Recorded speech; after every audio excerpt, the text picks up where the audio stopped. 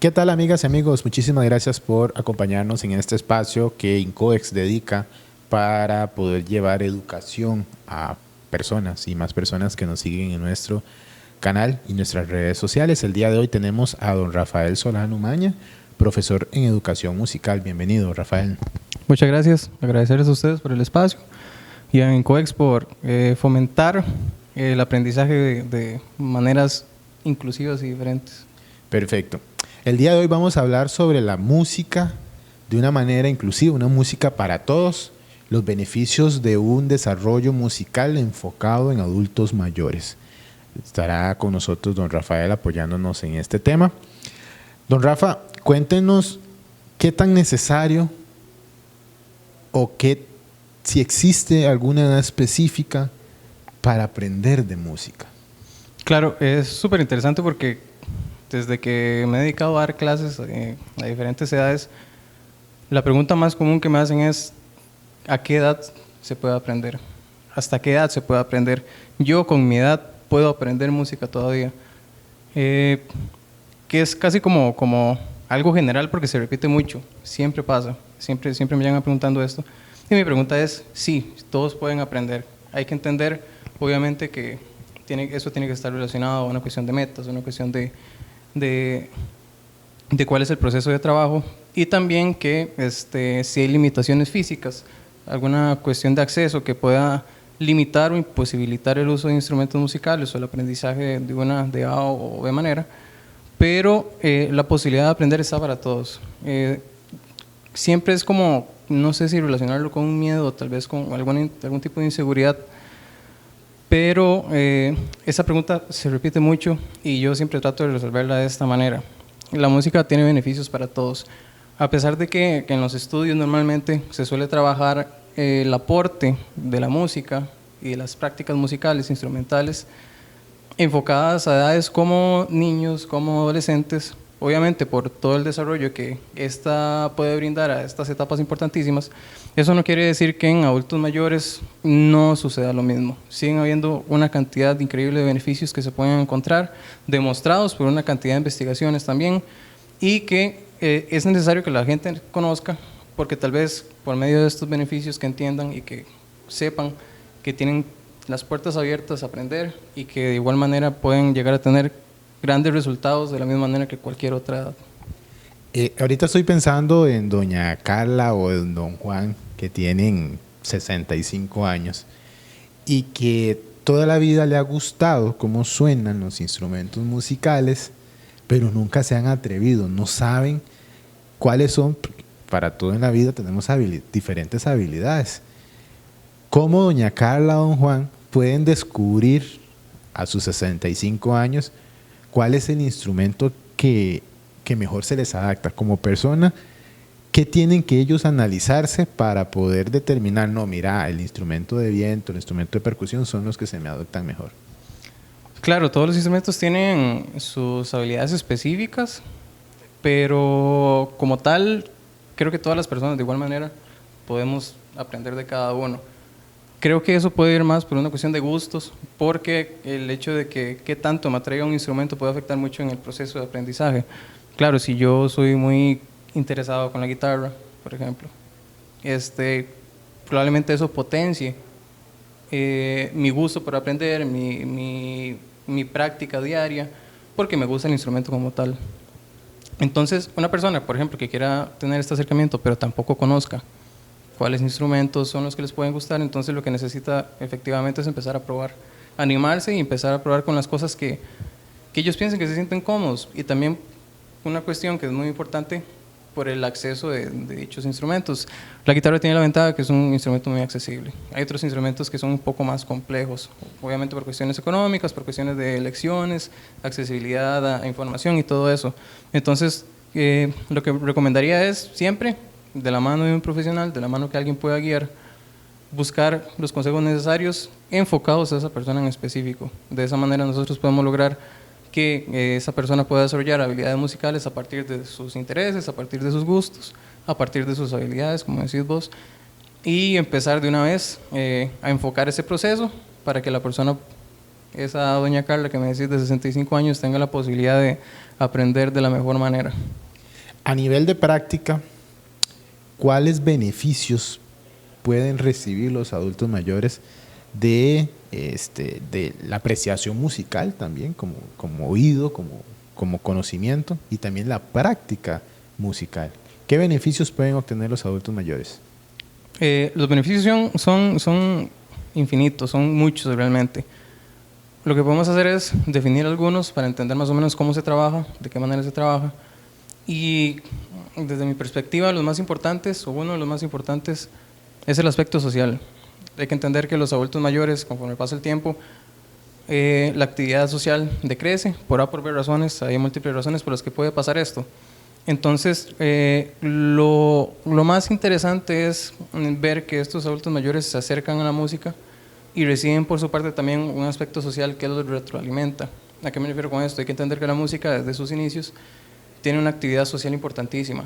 El papel, yo como artista, el oyente, yo como estudiante con el profesor, yo como estudiante con un compañero estudiante, yo como músico con un compañero músico. Entonces hay un factor social que siempre está presente.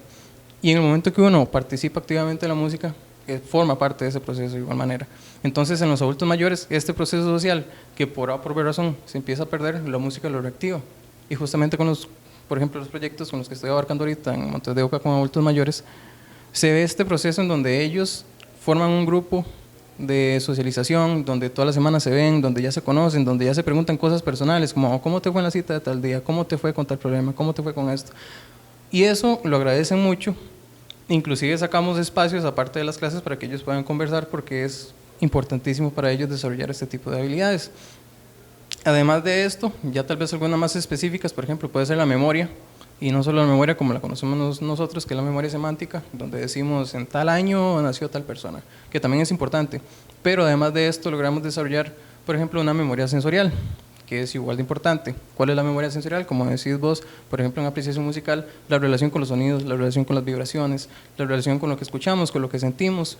También una memoria motora muscular, en donde nosotros a nivel técnico desarrollamos ciertos ejercicios, los cuales poco a poco los adultos mayores van desarrollando las habilidades necesarias para llevar esa memoria al punto de que ya nosotros no tengamos que pensar para mover los dedos. De la misma manera que nosotros nos acomodamos, nos amarramos los cordones, por ejemplo, nos acomodamos los botones, nosotros no estamos pensando en el movimiento como tal, sino que ya hay una memoria que permite que esos movimientos sean de manera prácticamente sola, ¿verdad? No tenemos que pensar como tal desarrollar estos movimientos. Entonces, eso también lo podemos desarrollar con los adultos mayores. Perfecto. A nivel de enseñanza, ¿qué estrategias pueden abarcar los docentes de esta rama para poder enseñar a los adultos mayores? Como usted mencionó en la introducción, nos capacitan, o la experiencia más fuerte es en niños y adolescentes, inclusive adultos. Pero ¿qué estrategias pueden abordar los docentes para que ese proceso de enseñanza a los adultos mayores sea más fluido, más interesante para esta población? Exacto, bueno, en la docencia musical se conocen diferentes autores que han desarrollado diferentes estrategias para abarcar contenidos musicales de maneras más integrales, inclusive fuera del instrumento. Y yo creo que eso también es una parte esencial. El hecho de que nosotros podamos aprender música no significa que tengamos que tener un instrumento a la par. Podemos aprender música con nuestro cuerpo, con nuestra voz. Esas herramientas nos permiten desarrollar muchas facilidades que nos pueden brindar después tomar un instrumento y potenciarlo inclusive más. Por ejemplo, Karl Orff, que es un pedagogo alemán, él desarrolló un método en donde la voz, el canto como tal y el baile forman parte del desarrollo musical de una persona. Y eso yo lo relaciono mucho con los adultos mayores por la generación que es y por la cercanía que tenían ellos a nivel social también en su juventud y todo esto, con el baile, se nota mucho. Entonces, aunque ellos digan, no, es que yo nunca he tenido una experiencia musical, el simple hecho de que ellos todas las semanas fueran a bailar, fueran a, no sé, a fiestas y sacaran a la pareja, sacaran a las amigas, lo que sea. Ya esto tiene un acercamiento musical, ahí se desarrollan conceptos como el pulso, conceptos de ritmo, de coordinación, que al final, a pesar de que ellos no lo ven de esa manera, son conceptos musicales súper necesarios, esenciales, son bases fundamentales de las cuales se construye todo lo demás, y que el hecho de que las desarrollen con el baile, por ejemplo, funciona de tal manera que al día de hoy les interesa mucho aprender música con ese tipo de métodos. Otro método, por ejemplo, es el método Babne, que es un método un poco más reciente, que está relacionado con la percusión corporal. Entonces, por ejemplo, cuando nos referimos a percusión corporal, estamos hablando de chasquidos, estamos hablando de palmas, estamos hablando de golpes en el pecho, golpes en los muslos. Y esto para utilizarlo como herramientas musicales de igual manera, como si fuera un redoblante, como si fuera un tambor, solo que en lugar de eso utilizar nuestro cuerpo para generar el sonido. Eso también se vuelve muy interesante porque estamos dirigiendo la memoria muscular, la memoria motora directamente a nuestro cuerpo. De esta manera estamos desarrollando también un montón de habilidades musicales, y a esta también lo interesante es que se le agrega la neuroplasticidad y la neuromotricidad al desarrollo de las personas por medio de un método diferente, por ejemplo. Perfecto, Rafael. Ya para ir cerrando, ¿qué consejo le daríamos a ese adulto mayor que nos está viendo, o inclusive a los familiares, nietos, hijos, sobrinos, de que para aprender música no existe edad? ¿Qué consejo le daría a ese adulto mayor, o para que le transmitan a ese adulto mayor, para que pueda perder el miedo, esa inseguridad de aprender el tema de clases de música? Claro, es más difícil de lo que parece. Yo personalmente lo que siempre digo es, hay que motivarlos a que prueben, a que lo intenten, a que se animen. Es un proceso de motivación, no solamente por el hecho de que traten de seguir, sino porque el simplemente hecho que un señor salga de la casa, salga de su zona de confort, se acerque a un instituto, por ejemplo, a recibir lecciones, solo eso requiere mucho valor para ellos, inclusive para nosotros también.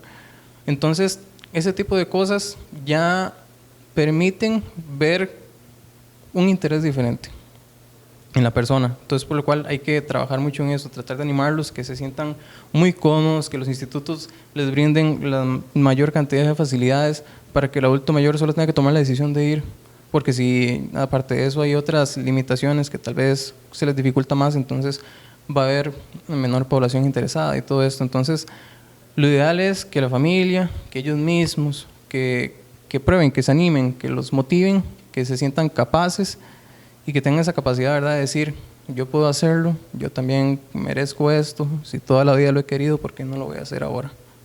Sí, y también parte de esa iniciativa para que vayan y pierdan ese miedo es que se acerquen a sus municipalidades, a las instituciones públicas, a los ministerios relacionados, para ver si en su comunidad existe algún programa.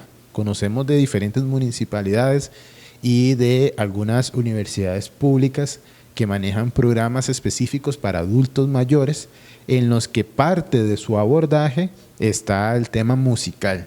Entonces, aparte de perder el miedo a esa iniciativa, dígale a su nieto, a su sobrino, a su hijo que vaya e investigue, que lo lleve, que vaya a preguntar. Y recordar también que nunca es tarde para aprender cualquier habilidad en la vida. Entonces, muchísimas gracias, Rafael, por habernos acompañado. A ustedes por este espacio, por permitirme hablar de estos temas que son necesarios para todos. Y a ustedes, amigos, muchísimas gracias por habernos acompañado. Nos vemos en el próximo programa de Incoex. Este espacio es dedicado a ustedes. Muchas gracias.